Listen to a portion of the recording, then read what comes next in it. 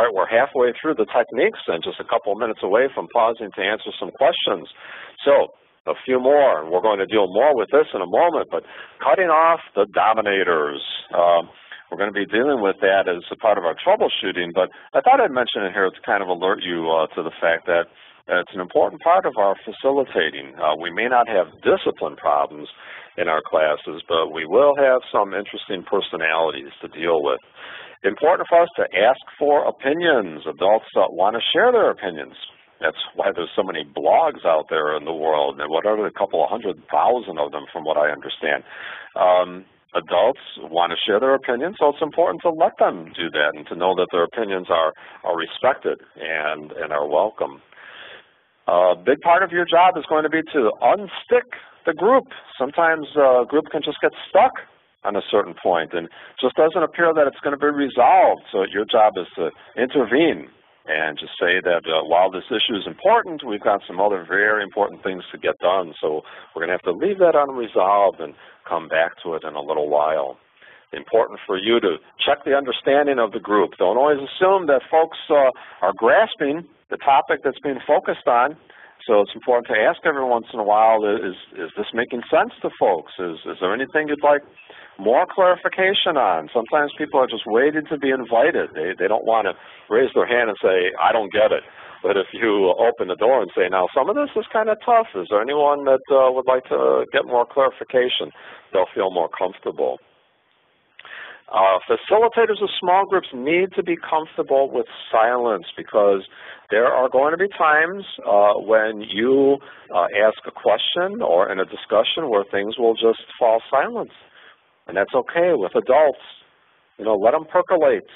Let those thoughts just sort of percolate and then, you know, after a while, just invite if anyone has something to say. But don't try to fill in the void every time you experience silence. Getting back to that image I showed you before of that conductor of the orchestra, the phrase that I have heard used and I like to use myself is, you want to strive to be a guide on the side and not a sage on the stage. In other words, catechists of adults are not there to have the spotlight on them, sharing all their wisdom, but guiding the group to share their wisdom together as a collective. Very important for us to be comfortable with tears, anger, and hurt. These are real emotions. People are coming to us with some real experiences in their lives, some real baggage. So you got to be prepared for these things and to show respect for them and to let people know that these emotions are welcome, especially tears. Someone cries, you know, the best response for us is just say, it's okay, and thank you for sharing your tears. You're okay. It's okay to cry here. And just let that be. That's the Holy Spirit speaking through that person's tears. We want to sometimes allow fruitful conversations to continue. So this is part of that being flexible, letting the Holy Spirit move things. You know, certainly you want to stay on course, but there are some times where a conversation just really goes in a great direction and you don't want to cut that off. Just let it go, let it continue, and the Holy Spirit's going to take you where you need to go.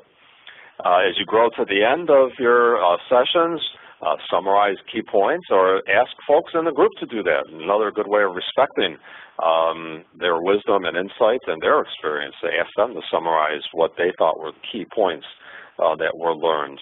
And then finally, respect people's time. If you say you're going to end at 8 o'clock, then you should end at 8 o'clock. And that's what I intend on doing tonight, is respecting your time as well. Something that's very important to adults. Okay, let's take a look at some questions, Nick, and see what kind of help we can offer people who have been sending in a few thoughts. All right. Our first question comes from Ray tonight, and he would like to know how to moderate sharing while keeping to the learning goals for the session. Okay, Ray, I think you're talking there basically about maintaining a balance, and this is a very difficult thing for us as a facilitator. You have some goals that you want to follow, but sometimes the sharing might be going on a little longer than you expected. Now, if this sharing is really, really fruitful, you want to go with it. If you think that it's just sort of starting to get a little bit repetitive, all you have to do is step in and say, okay, let's just get one more reaction and then we need to move on. It's okay for you to do that. Even if, people look like they're eager to share a few things or they have their hand raised, sometimes you just need to say, I know there's more that you want to say, but we're going to need to move on. So you have to make judgments on that and trust yourself. Sometimes you're going to know to let it continue. Other times you're going to know that you need to move on. Okay. All right, Joe. Our next question is from Ada.